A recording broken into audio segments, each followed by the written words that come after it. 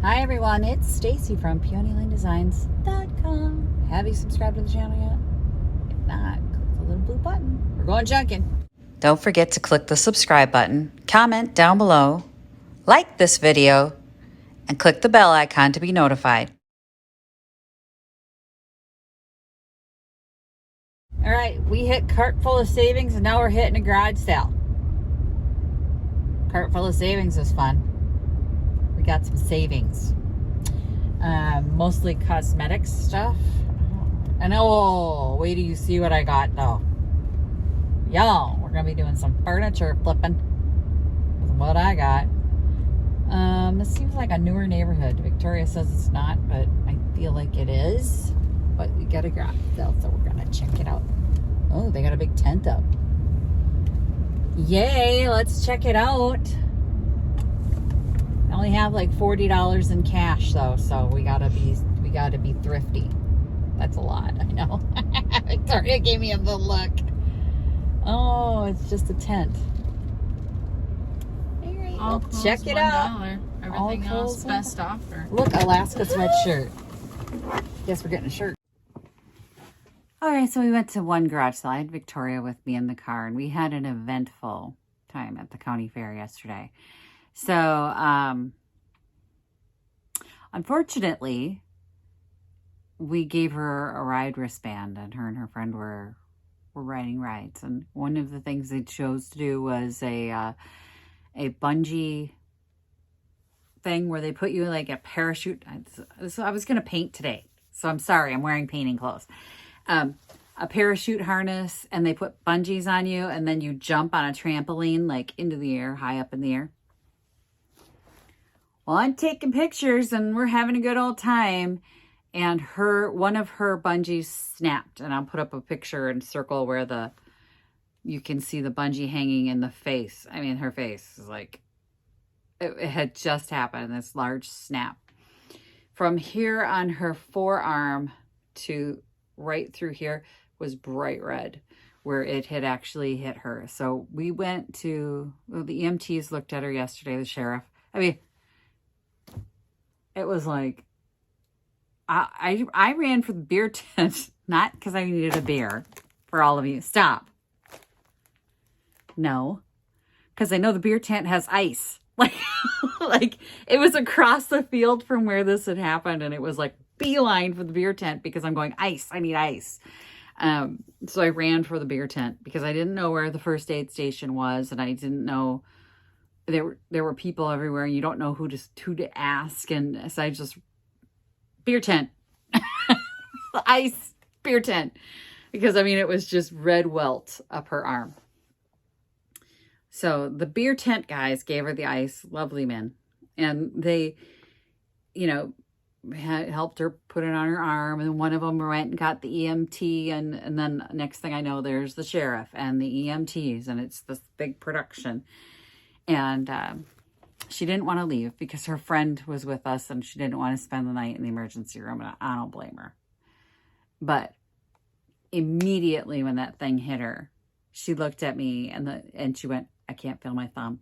I could read her lips from where she was. She said, I can't feel my thumb. And I'm like, oh crap. And I'm like, it's okay.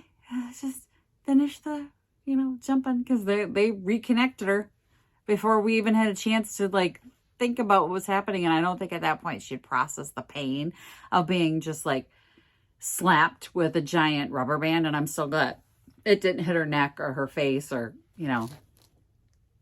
an eye. So anyway, this morning I called her. I was babysitting my nephew, and I called her and I asked her, how she was doing. And she said, I can't feel my thumb, and it's really painful around this area. So I took her into urgent care and got her an x-ray. It's not broken.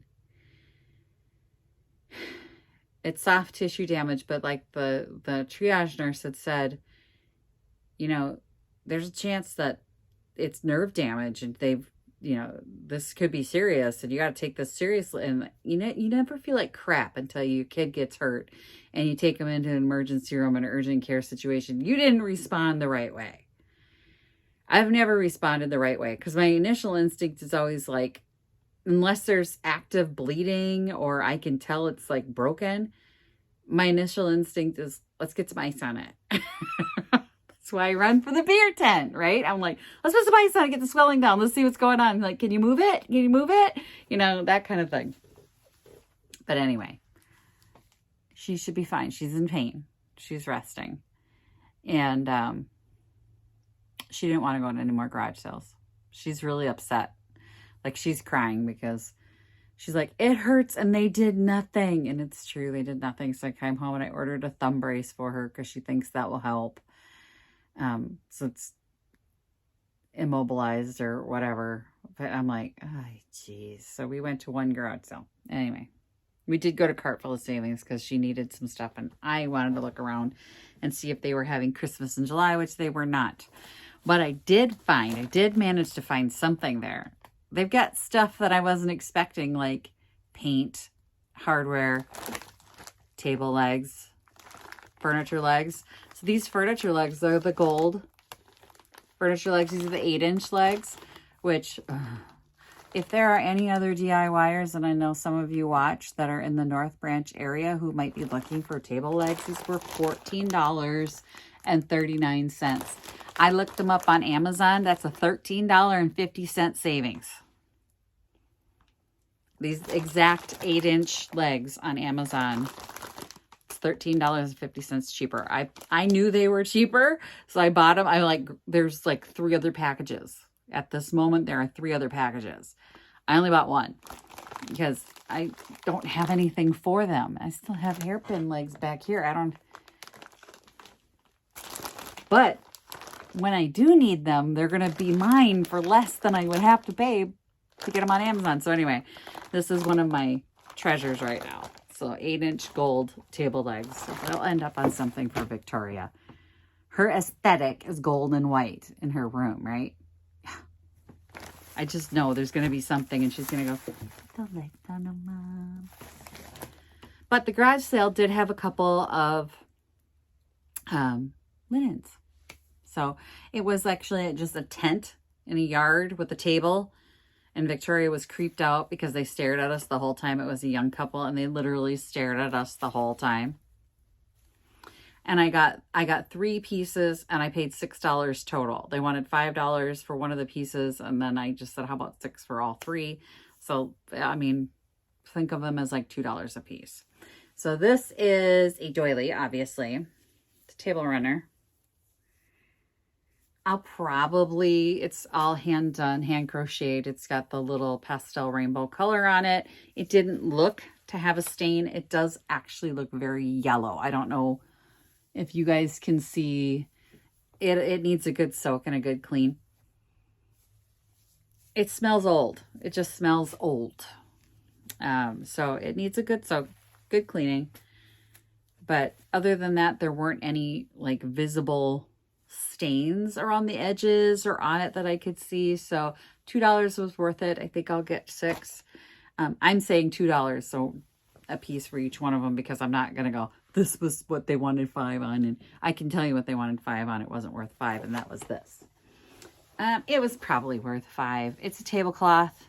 It's beautiful blue and white printed tablecloth. It looks like it's never been used. I'll be honest with you. I mean, it feels like it's never been washed. It feels like it's brand new out of the package. It's not new. It's clearly not a new tablecloth. But somebody just never used it. I mean, it's very nice. It's a very nice printed tablecloth. It's in really good condition. This was what they asked 5 on. And then for the other 2 pieces, I said, well, let's just do 6 for the whole thing, because she said make an offer. And the last piece I got was, I kind of thought I was looking at this, and I was like, I think I remember this brand. I know so many brands at this point, or I've encountered and looked up so many brands that it's really hard for me to keep track of them all in my brain. But there's always like some kind of my junk instincts or junk stinks that kicks in and says, you know this, you know what this is, get it. and I looked at it and I thought, I think this is special, and I picked it up. It's called Nentex. It's a brand from Japan. It's from the 1960s, actually. This one is not as really cool like mid-mod as some of them, but it's a very cool scarf, vintage scarf. They're going for about $15 right now online, which is probably where I will list it. I feel like this needs to be washed a little bit too. I don't know if this is supposed to be a cream color or if it's supposed to be a white color, but I have a lot of laundry to do. It's probably going to be this weekend because there's just a lot of linens out there that people aren't really sure how to store properly, who, you know, get, I don't know, not treated well. Like, I can smell that there's a smell on this, that it smells old.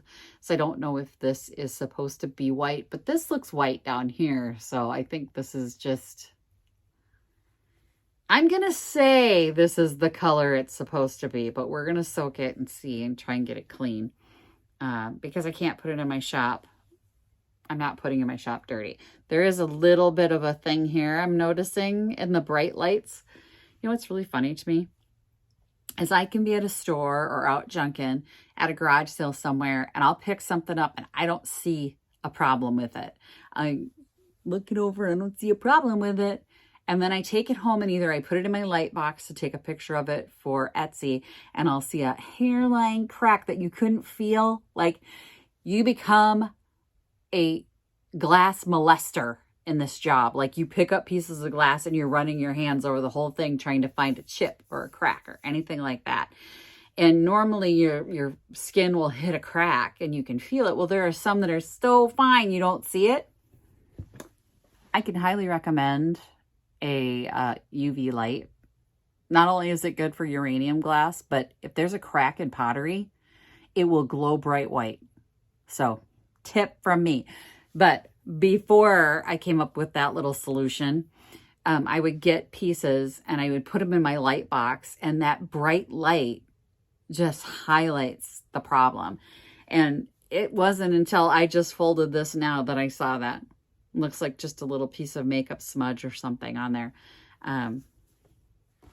Luckily, the other pieces that like the tablecloth and stuff don't have an orange spot or a yellow spot.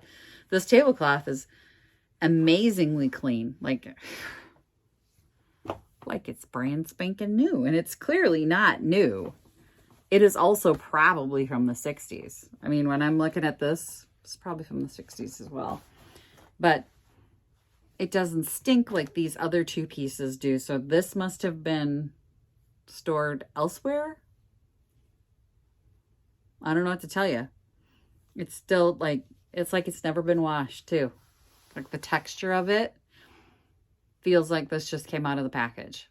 Or if they came in packages, I don't really know how these were sold. It wasn't in the 60s.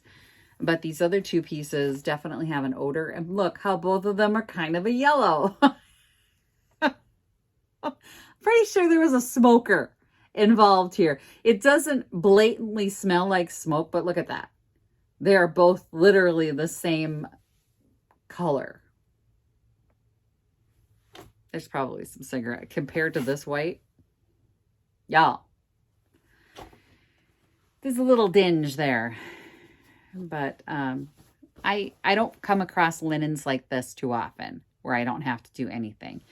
It's usually a cleaning process. And sometimes you win and sometimes you lose. And I had said that in the last video. Like, sometimes I can get the stain out and sometimes I can't. I had said to, I think,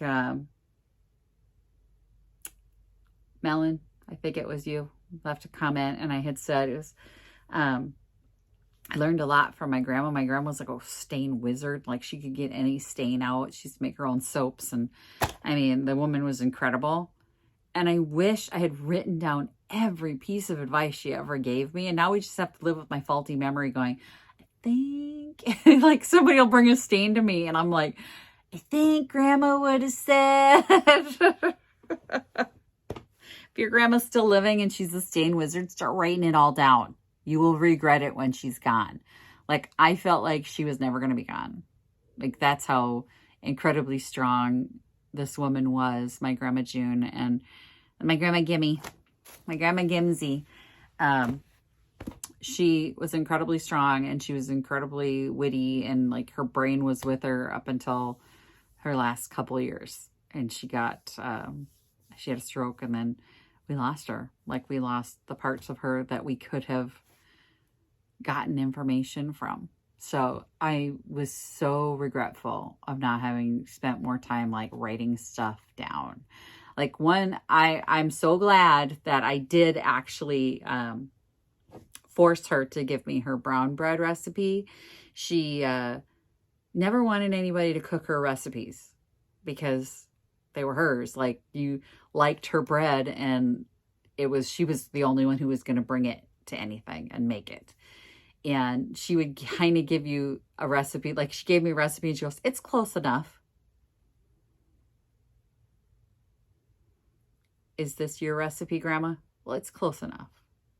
So her beet pickles, she did that to me. And I was at her house one day, and I'm watching her make her beet pickles.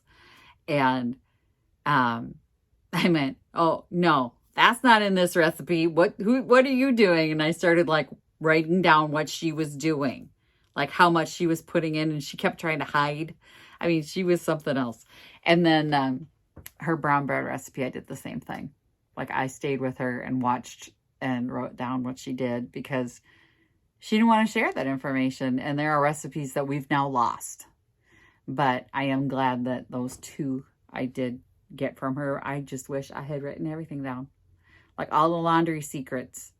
So I wasn't the one remembering, because my memory's not great now, and I'm not as old as she was. So if you have those tips and tricks from your peeps, you know what? Share them with me. If you're in the Vintage Reseller Mastermind group, share it with me, and we'll start collecting them. Maybe we'll put a little PDF together of all the tips and tricks that our grandmas gave us. So if you have tips and wisdom that your grandma shared or your mom shared with you, share it with me, share it with us, and hopefully we'll not lose all the information that those generations before us had, because we got automatic washers and Tide, and we think we're great. And we don't know nothing. So share it with me. If you want to email it to me, my email, I believe, is in the links below. If not, you can email me from the website, peonylanedesigns.com. For those of you who didn't see the intro, .com. Email me. Share those tips with me. I would love to try all your mother's, grandmother's tips, recipes.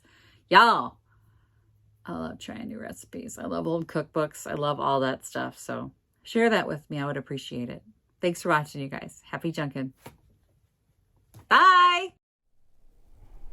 Visit my blog, peonylanedesigns.com, for more tips, tricks, and inspiration. Thanks for watching, everyone. If you like this video, please give it a big thumbs up. Don't forget to subscribe and click the bell icon so you'll be notified of new videos. I post every week DIY tutorials and, of course, more junkin' videos.